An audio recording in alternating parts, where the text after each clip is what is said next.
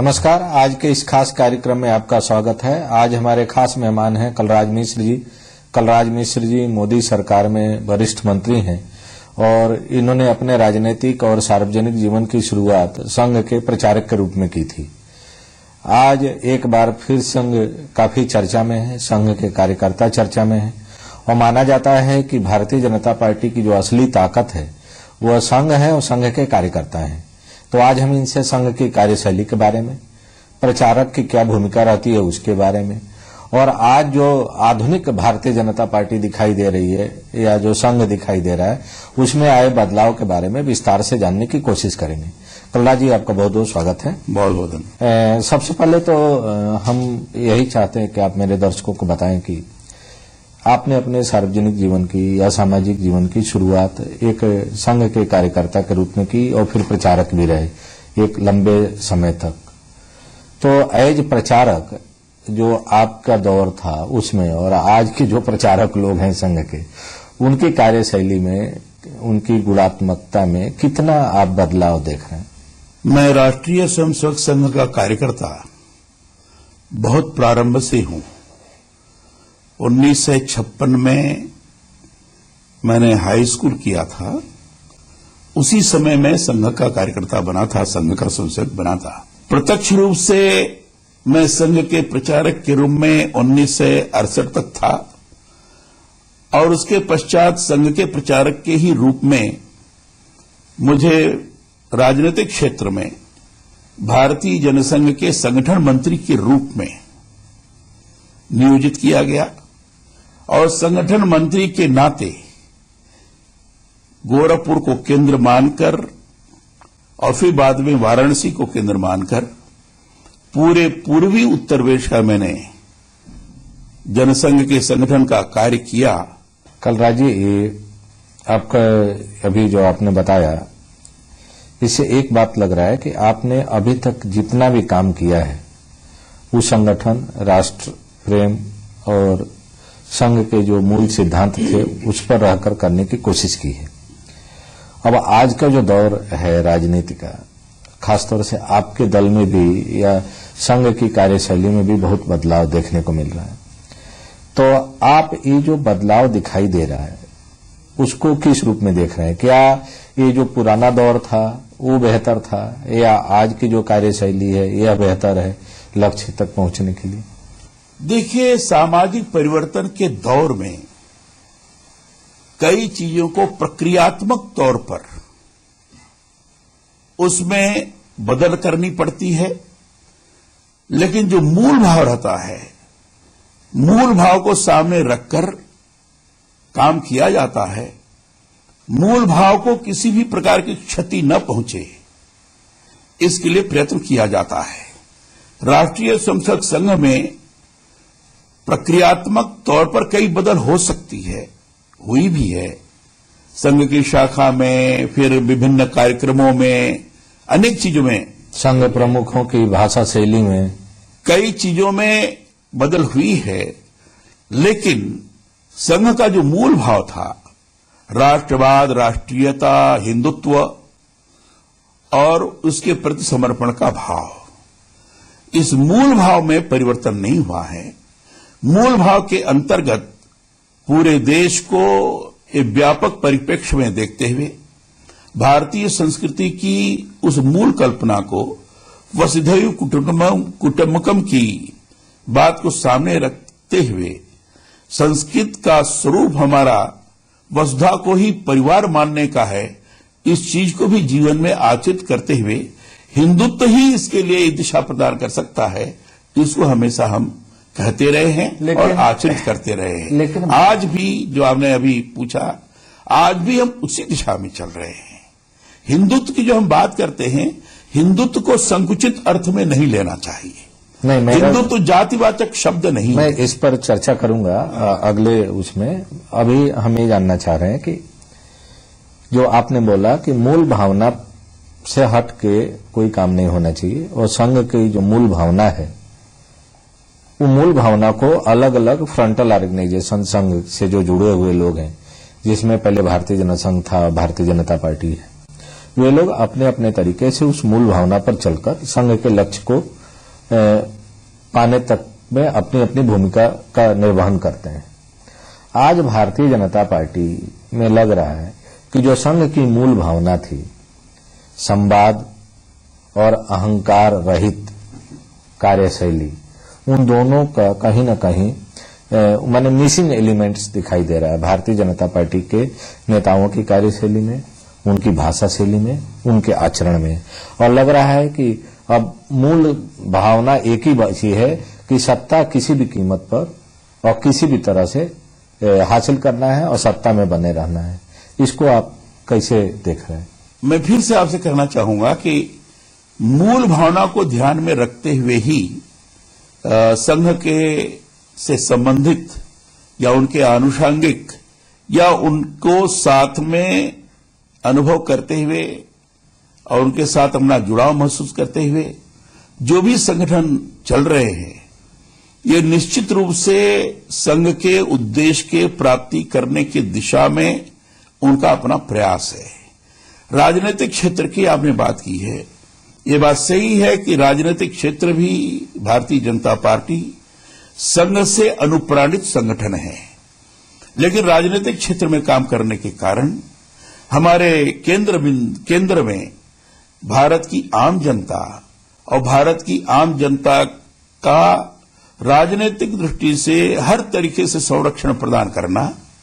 जहां तक आपने कहा अहंकार या आचरण में परिवर्तन, संघ में देखिए सभी कार्यकर्ता, जो प्रमुख कार्यकर्ता हैं, इन्होंने संघ के उद्देश्य को ध्यान में रखते हुए अपने स्वभाव के माध्यम से उसको आचरित करने का प्रयास करते हैं। संवाद ये बात सही है कि सभी व्यक्ति का स्वभाव भिन्न प्रकार का है, व्यक्ति का आचरण भी भिन्न प्रकार का है, लेकिन आचरण और स्वभाव सामूहिकता के क्रम में उसी दिशा में चलते हैं जिस दिशा में चलकर हम अपने संघ के उद्देश्य को प्राप्त करने में सफल हो सके। सामूहिकता के आधार पर बहुत सारी चीजें हैं जिसको कि ठीक किया जा रहा है आपके संगठन में, लेकिन जो परसेप्शन है, जो मैसेज जा रहा है आपके कार्यकर्ताओं में ही, जो मैसेज जा रहा है वो लग रहा है कि सिर्फ शीर्ष पर बैठे दो लोग यूनिलैटरल तरीके से फैसले कर रहे हैं, निर्णय ले रहे हैं और उन फैसलों को थोपा जा रहा है कार्यकर्ताओं पर और आनुवंशिक संगठनों पर। और शायद यही कारण है कि कामयाबी जरूर मिली है, लेकिन वो कामयाबी इसलिए नहीं मिली कि उन दो व्यक्तियों का व्यक्तित्व बड़ा आकर्षक था। कामयाबी इसलिए मिली पिछले चुनाव में, दिल्ली को अगर छोड़ दें, कि वहां कोई विकल्प नहीं था राष्ट्रीय स्तर पर। कांग्रेस के मुकाबले राष्ट्रीय स्तर पर विकल्प भारतीय जनता पार्टी थी और देश की जनता कांग्रेस को हटाना चाहती थी। अभी दिल्ली में एक विकल्प के रूप में नई पार्टी आई और जो मिनी इंडिया कहा जाता है दिल्ली को, उसने आप लोगों को और आपके संगठन को और कांग्रेस को, दोनों को सिरे से खारिज कर दिया। तो आप कह तो जरूर रहे हैं कि सामूहिकता के आधार पर अभी भी निर्णय लिए जा रहे हैं, लेकिन ग्राउंड लेवल पर दिख नहीं रहा है।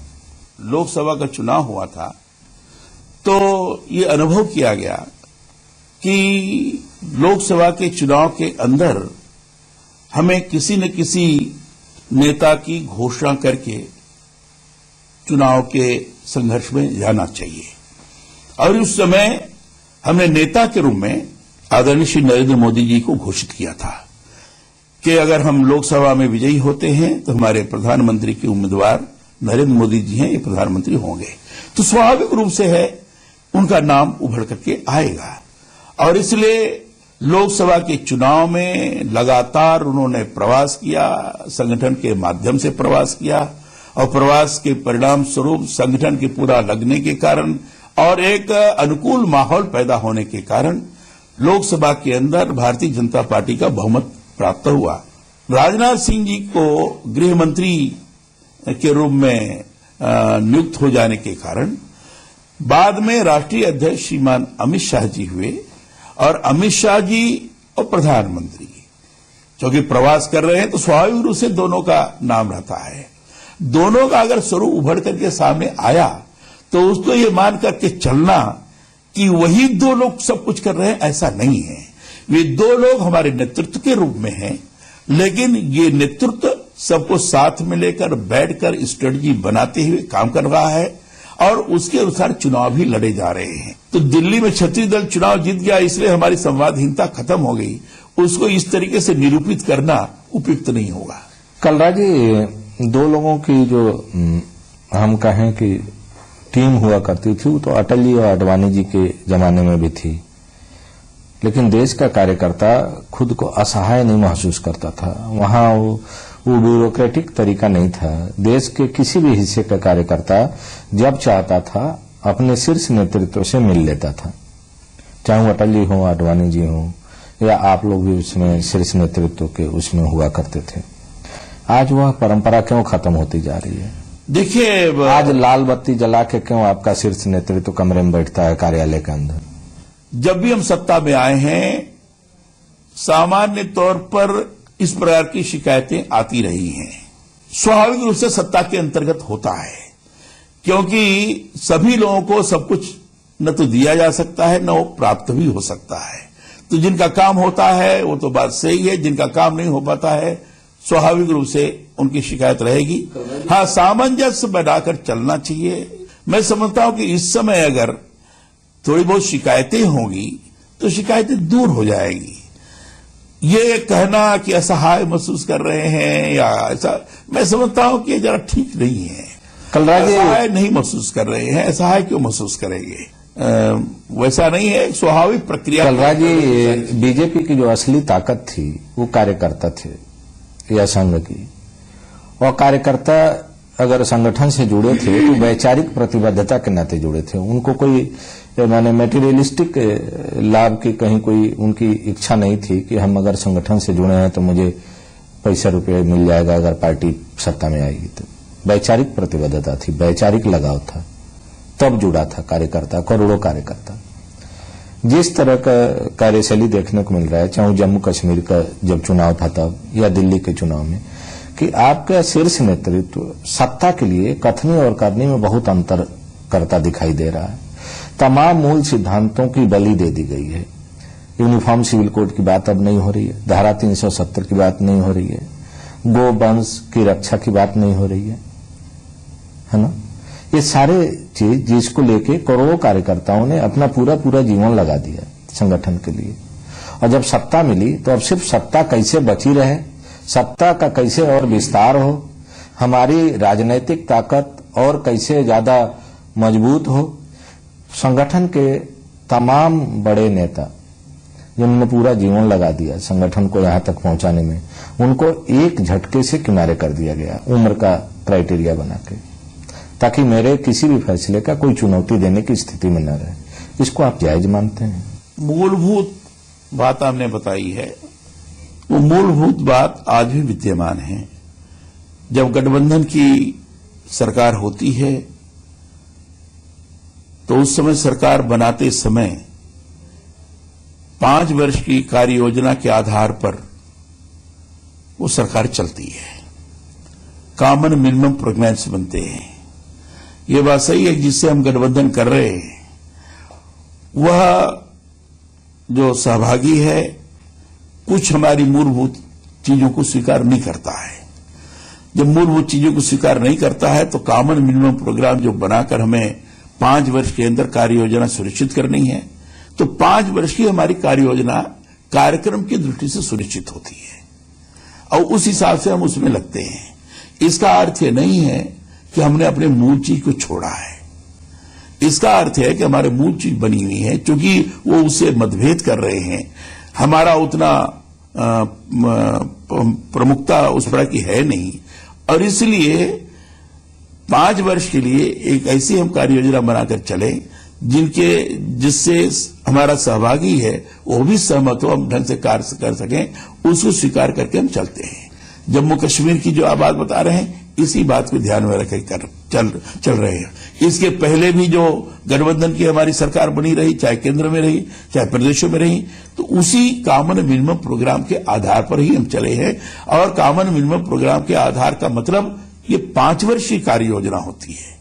आगे चल करके जब भी हमारा वर्चस्व होगा उसके अनुसार अपनी मूल चीजों को संरक्षित रखते हुए हम जैसा निर्माण करना चाहते हैं, जैसा कार्य करना चाहते हैं, उसको कर सकने में हम सक्षम हो सकते हैं। तो केंद्र में तो आपकी बहुमत की सरकार है, तो उसमें ऐसे कोई राजनीतिक मजबूरी तो नहीं है? एक चीज और आपने पूछी है, आपने कहा कि हमारे प्रमुख लोगों को उपेक्षित कर दिया गया है या किनारे कर दिया है।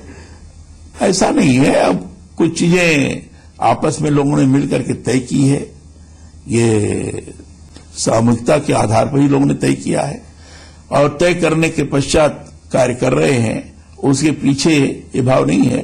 ये बात सही है कि सबको साथ में मिलकर सबके विचार विमर्श को सबसे विचार विमर्श करते हुए एक सामूहिकता का स्वरूप हम प्रदान करते रहें, ये अपेक्षा जरूर रहती है कि सामूहिकता के आधार पर निर्णय नहीं हो रहे हैं। आपका मानना है कि नहीं, उसमें बहुत ज्यादा बदलाव नहीं है, ऊपर से जरूर दिखाई दे रहा है कार्यशैली की बदली हुई है।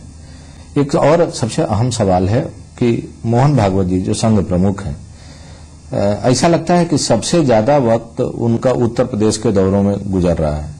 एक के बाद एक इतना सघन दौरा उत्तर प्रदेश का संघ प्रमुख का जो चल रहा है, इसके पीछे क्या है, क्या एजेंडा क्या है? राष्ट्रीय स्वयंसेवक संघ के जो कार्यक्रम बनते हैं वे सुनिश्चित तौर पर बहुत पहले ही बन जाते हैं और पूज्य सरसंघ चालक जी का जो कार्यक्रम होता है वो पहले ही आपस में बैठ करके पूरे देश भर का सुनिश्चित कर लिया जाता है और ये कार्यक्रम पहले ही सुनिश्चित किया हुआ है। उसी आधार पर सरसंघचालक जी का कार्यक्रम चल रहा है। इसके पीछे कोई पॉलिटिकल एजेंडा नहीं है? उत्तर प्रदेश का आने वाला विधानसभा चुनाव नहीं है? उसके पीछे केवल यही एजेंडा है कि अधिकांश स्थानों पर संघ की शाखाएं व्यवस्थित तौर पर चलें, हमारे आनुषंगिक संगठन ठीक से काम कर सके, शाखाओं के माध्यम से अधिकाधिक जन सहभागिता हमारे साथ जुड़ सके, ये उसके पीछे का भाव है। और जब ये सारी चीजें ठीक ठाक हो जाएंगी तभी उसकी जो राजनीतिक फसल है उसको काटने में संघ की अहम भूमिका होगी, जो 2017 में चुनाव के रूप में देखने को मिलेगा उत्तर प्रदेश की जनता को। जो भी भारतीय जनता पार्टी से संबंधित हैं निश्चित रूप से इसमें सहभागी बनेंगे।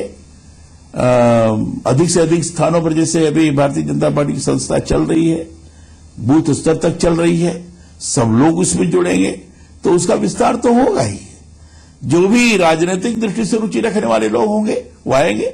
संघ के कार्यकर्ता, बहुत से ऐसे कार्यकर्ता हैं जो राजनीतिक दृष्टि से रुचि नहीं रखते, वो उतना बहुत अधिक एक्टिव ऐसा नहीं रखते, लेकिन सामान्य तौर पर जिनकी यह रुचि राजनीतिक दृष्टि से होती है तो उनके लिए भारतीय जनता पार्टी ही सर्वाधिक उपयुक्त दल दिखाई पड़ता है, साथ में जुड़ते हैं। इसलिए 17 का चुनाव या कोई भी कार्यक्रम जो भी होगा सब लोग जुड़कर काम करेंगे। एक और बात रह गई हम लोगों की पूरे इस चर्चा के दौरान कि स्किल डेवलपमेंट की बात हो रही है बहुत लार्ज स्केल पर। आप उस विभाग के मंत्री हैं, अहम विभाग है वो, और गांधी और खादी यही सारी बातें हो रही हैं, तो उसके लिए क्या कोई ठोस कोई योजना है जो पूरे देश में आपका विभाग या आप कर रहे हैं? हाँ, हमारा मंत्रालय सूक्ष्म, लघु और मध्यम है। मैं ऐसा अनुभव करता हूं कि अगर इस मंत्रालय को व्यवस्थित तौर पर पूरे देश भर में ढंग से लागू कर दिया गया तो इसका बड़ा लाभ होगा और उस दिशा में हमने ये प्रयास किया है अल्पकाल में कि ग्रामीण क्षेत्रों में जब तक मंत्रालय को जागरूक नहीं किया गया और सूक्ष्म, लघु, मध्यम मंत्रालय कार्यरत है इस बात का एहसास नहीं कराया गया तो अच्छा नहीं होगा। इसका एहसास कराना चाहिए। इसके लिए हमने 2 चीजों को आगे बढ़ाने का प्रयास किया है। एक तो ये कि कक्षा 10 और इसके ऊपर ITI भी है, इंटरमीडिएट भी है, BA भी, इस प्रकार के नौजवानों का स्किल डेवलपमेंट संबंधी कार्यक्रम हो, उनकी ट्रेनिंग दी जाए। इसके लिए कई स्थानों पर इंक्यूबेशन सेंटर्स की बात हमने तय की है और ये इंक्यूबेशन सेंटर्स का मतलब ये है कि एक परिसर के अंदर कई प्रकार की मशीनें, छोटी छोटी मशीनें, 5 लाख, 10 लाख, 20 लाख, इतनी छोटी मशीनें, जिसमें हम रोजमर्रा की चीजों को हम उत्पादित निर्माण कर सकते हैं। ये लगाकर उस पर इनको ट्रेनिंग देना और ट्रेनिंग दे करके जो स्मॉल स्केल और माइक्रो आदि इंडस्ट्रीज हैं, इसमें जो मैन पावर की जरूरत पड़ती है, उस प्रकार के मैन पावर को उनको उपलब्ध करवाना, एक तो इस प्रकार की व्यवस्था नौजवानों को नौकरी लगाने की दृष्टि से, और दूसरा जो छोटी पूंजी लगाकर वो मशीन ले सकता है, तो वो छोटी पूंजी के लिए भी प्रयत्न करवाना, बैंक से कर्जे कैसे ढंग से ले सके इसी व्यवस्था करवाना, ये भी हमने करवाना शुरू किया है। तो मैंने अलग से भी हमने इस प्रकार की ट्रेनिंग देने की व्यवस्था की है। गांव में हमने शुरुआत कर दी है। तो मैंने ये माना जाए कि आपकी सरकार एक तरफ अडानी अंबानी के चिंता भी कर रही है और दूसरी तरफ छोटे जो उद्यमी हैं उनकी भी चिंता कर रही है। मैं अपने मंत्रालय के माध्यम से छोटे उद्यमियों की और बेरोजगार नौजवानों की और विशेषकर बेचारे जो गांव में लोग परेशान हैं, इन सबों की चिंता करते हुए हमने एक छोटा प्रयास प्रारंभ किया है। और मुझे पूरा विश्वास है कि हमने एक स्लोगन दिया है, बेरोजगार से स्वरोजगार की यात्रा तक, ये हम करा रहे हैं। लोगों को स्वरोजगार प्राप्त हो, इस दिशा में हमारा प्रयास है। बहुत बहुत धन्यवाद हमारे चैनल से बात करने के लिए। आपको भी बहुत धन्यवाद।